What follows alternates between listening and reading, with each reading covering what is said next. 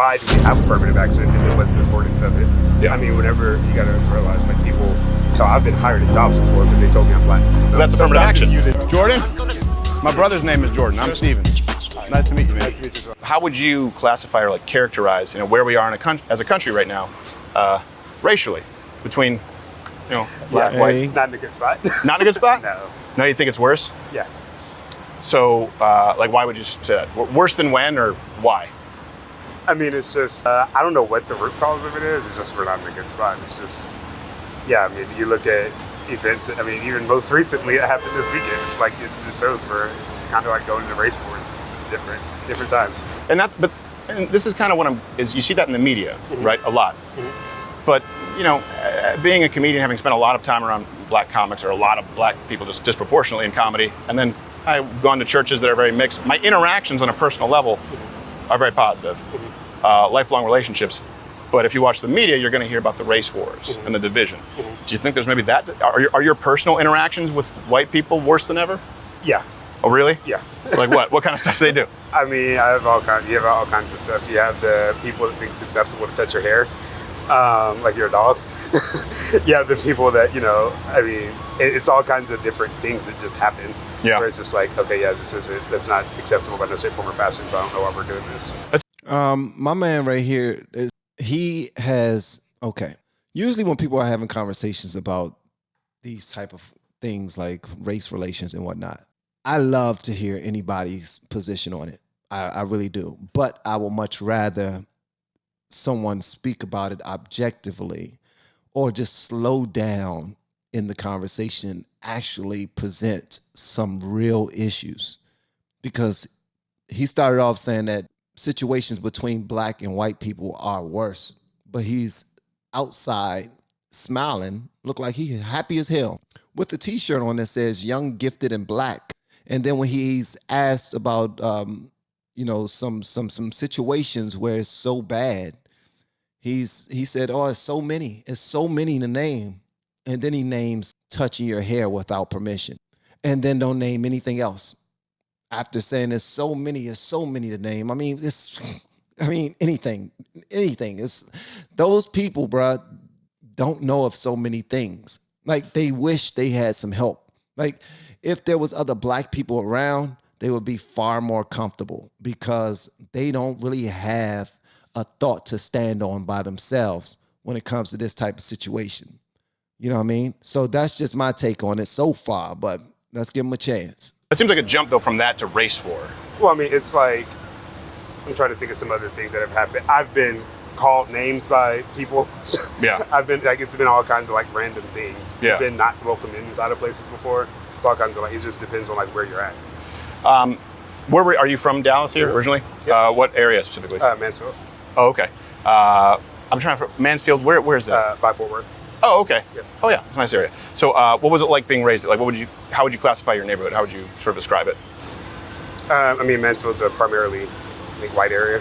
Yeah. Suburban America. Actually was one of like the last school districts in the country to desegregate. Right.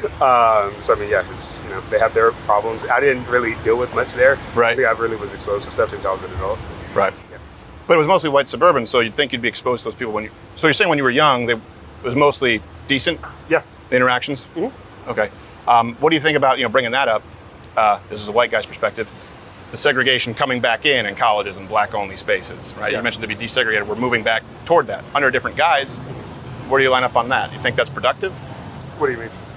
To have black-only spaces either in high schools or colleges, right, to label those things. Seems to me, as an ignorant white guy, it's kind of like segregating again. I can see that. I think it's, everybody needs their safe space to where they can go be their authentic self, where they can, really like vibe with other people that are, like them. I'm not saying like it should be like, oh, white only or black only locations or spots or stuff, but like, I mean, if you see black people gather in certain places, like, okay. No, I mean, those are policies. Like, those are actual policies, like at schools now, where they'll have black-only spaces, which doesn't seem like that's really... What school was that? We had it start with Mizzou, right? And there have been a few others in Alabama State. They had a situation there where young a young group of individuals were upset at some white kids for studying in the study hall that was set aside for only black people because it was a white school. It was a predominantly white institution, PWI, and there were black kids that attended that school. And apparently, they were able to get the school to dedicate a certain portion of the study hall or the library, wherever they was, to black students or students of color. And when they saw that there was, is my Twitch stick? When they saw that there was white kids there studying, they tried to make them leave. They made a big stink about it. They recorded it. They started fussing at the white kids, and it became a big thing. So it's actually happening throughout this country in many different places. And it's unfortunate that it even has to be that way. And I get you want to have a safe space for you and other people if you don't feel comfortable around a multitude of individuals that you don't particularly agree with or can't relate to. But that's not real life. That's not the real world. You're not going to go to a restaurant and only be seated with the blacks or with the whites. You're not. And when it was that way back in the day, we had civil rights leaders out there and people marching all the time because of that. Like that whites only stuff, we wasn't with it. But now we don't mind having black only this, black only that. Now, I ain't got no issue with it. Here's my thing. If you want black only, then go to a black only institution. That's it. If you want black only, then go to a black only institution. All right. If you want a historically black college and university, HBCU, that way 9 times out of 10, you will be in the black space in your area. It's going to be sprinkled with some Caucasian people here and there, but at the end of the day, that's just how this goes, man. You cannot dictate how many other nationalities are in your space. That's not the real world. And as a matter of fact, we are training them improperly by setting people onto that path, making them think that it's okay to have these type of spaces, in my opinion. I mean, so we just had the affirmative action ruling, where they said no, okay, because Asians were sort of suffering at the hands of Harvard and Brown. Where do you line up on that? Do you think that that's an issue that anyone who would say, you know what, I don't think that categorizing people, accepting them by race, even if you disagree with them, does that make that person a racist who thinks affirmative action is maybe not the best? So if you don't agree with affirmative action, are you a racist? Yeah. I wouldn't say you're a racist, but I mean, you should probably look at history to see, like, hey, why do we have affirmative action, and then what's the importance of it? Yeah. I mean, whenever you got to realize, like, I've been hired at jobs before because they told me I'm black. Right. That's not acceptable. Right. So it's like, it's used in... that's affirmative action. Sometimes used in good ways, sometimes used in bad ways. Moments like that, it's like, okay, cool, I'd rather you look at, like, my qualifications, see, like, hey, what is it that I do? Right. And see, like, okay, great, you're the best candidate for this, versus, like, okay, cool, you got it because you're black. Okay. So, I mean, it just depends overall. So it sounds like you're saying that maybe affirmative action, not a great thing if someone's just hiring you because of your race. I mean, that's all it does. There is nothing else about it. It's hiring people based on their race, right? And honestly, that's got to be a terrible feeling if you're like, well, I feel like I've accomplished a lot. I'd rather you look at my accomplishments than just say I'm hiring you because you're black. Mm-hmm. That seems to me. Well, I mean, part of the thing is, like, I don't know, no offense to you, but I don't know if white people understand this, but it's like, black people just get looked over all the time. Where it's like, it doesn't matter what our accomplishments are. If you look at me on a piece of paper and a white person on a piece of paper, it's going to be 2 different experiences. Okay. I've seen it firsthand in corporate America. I've seen it firsthand in universities as well. So Now, I've heard this many times. Now, this is something that I really can't speak on intelligently because I don't know. I really don't know. I've heard speculations. I know a bunch of people who have been faced with certain situations and it came down to it was a race issue. Don't know if it was confirmed to be a race issue or if that was just speculation that it was a race issue, but that's how it came down, all right? Because then they will look at the qualifications of the black person that applied, and then they'll look at the qualifications of the white people that applied, and the end result would be that the black person who was looked over was more qualified than the white people, right? So sometimes when people go through these type of things and they speak so passionately about them, I have to fall back. I can't just say that it didn't happen. I can't say it did happen and this is what it is. But I will acknowledge the fact that some people go through some bad things and bad situations where the hiring managers or other supervisors or the company itself are just stuck in a discriminatory way of thinking, discriminatory mindset, and they're still doing stupid things that was once done to individuals way back in the day, which makes absolutely no sense, but it just is what it is. And when somebody tell you that they've been faced with those type of things and they can be specific about it and even give you a company that did it or whatnot, and then just take it for what it is, objectively listen to it and not listen to it to, combat that or counter that that point that they made, but listen to it to try to understand. All right. Now, that don't mean be stupid and believe every single thing that they tell you, because a lot of people throw out these blanket statements because someone that they know that they know that they know, like it'd be like 4 generations of someone that they know, not generations because but what I'm saying is they don't know anybody specifically that went through this. And if they know somebody specifically that went through it, the person that went through it do not really have proof that it was because of what they claim it to be. It was a white and black issue. All right. Most white-black issues are gray as hell, and a lot of people don't know the specifics of it, but they would jump all in and defend it to the death, and it becomes a race issue. So our jobs, you and me, our jobs is not to jump in on either side thinking that we know everything, all right? Even the people who went through it don't know everything. The people that went through it could have probably went through it because, maybe their attitude was wrong, or maybe their presentation was wrong, or anything. It could be anything. We don't know, right? But these things do still happen. There are still some idiots out there who have power to hire people, who still do things the older way, the olden days ways, and it's unfair. Like they're making matters worse and worse and worse. All right.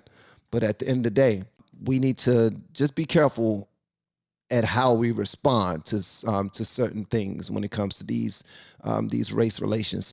But this is okay. So this is one thing that I think maybe we can you maybe come to a place of it with white people here. Let's say I'm a white business owner. Mm-hmm. Okay, you just voiced displeasure, and I understand with someone not hiring you. Looking at 2 resumes because they don't necessarily know. Okay, but then you also said that it was kind of crappy that someone hired you because you're black. Mm-hmm. What's a white business owner to do? Mm-hmm. I mean, here's the thing. It shouldn't have to be something that's a policy that's there. It should just be something that you're doing because it's the right thing to do. It shouldn't be like a thing of, okay, cool, I know I need to increase my diversity numbers, because that's normally what it is. I need to increase my diversity numbers, and then from there, we're going to hire black people. So it's like, no, that's just the right thing to do. Mirror your customers. What is the right thing to do to hire based on race, or to hire based on qualifications? The right thing to do is hire diversity, have a diverse workforce. But what if they're not the best person? Then, hey, you can find people. If Beyonce, like they say, if Beyonce can find 14 black trombonists, I'm sure you can find 1 black person to join your team. Okay, so he's saying don't hire because of diversity and do hire because of diversity. I don't understand that. Like, hire people based off of their qualifications. Hire people because they are good people to hire. That's what I'm believing. Like, if you can find 14 good black people, I'm sure. Like, doesn't that lend toward the problem? That lends to, if you got to hire 100 people, right? But you're dedicated to you got to hire 14 black people. Doesn't that lend toward the problem? Because now the people who are hired after that point, they already have 86 white people. Now the rest of the people that they have to hire are black. So now when you are hired, now you're like, oh, they only hired me because I'm black. I don't like that. They should have hired me because I was the best for the job. But then he says, isn't that the same? Isn't that just as bad as what you were saying before? It's not that hard. But somewhere there's likely a Japanese American trombonist who got screwed out of a job, was very good at it, just like Harvard and Brown, right? Who had higher SAT scores. Which is fine. I mean, it's one of those things. It's just. Are they? No, I mean, it's one of those things where you know what you want. So it's like, okay, if you know what you want, then like. But what if you don't want it? What if you just want the best trombonist? then do what you have to do. Okay, so it sounds like we would find common ground and then hire the best person and do what you want, and it shouldn't be policy to force on someone, because that doesn't turn someone not racist. Like a Klansman's not gonna hire black people because of affirmative action, no matter what, right? But maybe someone else might hire you just because you're black, and that's a crappy feeling, as opposed to your accomplishments. Yeah. Okay, no, I think that makes sense. I was trying to make sure that we understood where we line up. And safe spaces we were talking about, that could apply to like black, white, gay, straight. I would assume that would also be kind of, as far as identity, intersect, all that. Those would be things that you're talking about. Yep. Yeah. All right. No, I appreciate it. I'm glad we had this conversation, man. Cool. Jordan, I know you got to go. Boy, it's like I'm sweating like a stuck pig here. No, it's all good. So, no, I appreciate you taking the time. All right, cool. No problem. Thanks, bro. Take care. Well, there you have it. We'll continue to test my hypothesis that the narrative the mainstream media is so desperately trying to force down your throats may not be reflective of what you experience in the real world. And hey, just look at how much can be accomplished by actually talking with people. Grab your neighbor, pick their brains, ask them the real questions that you might have been afraid to, and you might be surprised with the answers. And please, listen. You may find that you have a lot more in common with your fellow American, black or white, than you think. If you want more of these, hit like, comment below. This has been Black and White on the Gray Issues. Yeah, I like that. That was actually pretty cool. Hopefully y'all enjoyed it too. You're kind of like the head of the reason why I even went in this direction. A lot of us YouTubers point us in a direction of how to make better use of this platform. Man, you just now made me smile when you brought up, being a father, focusing on what's real.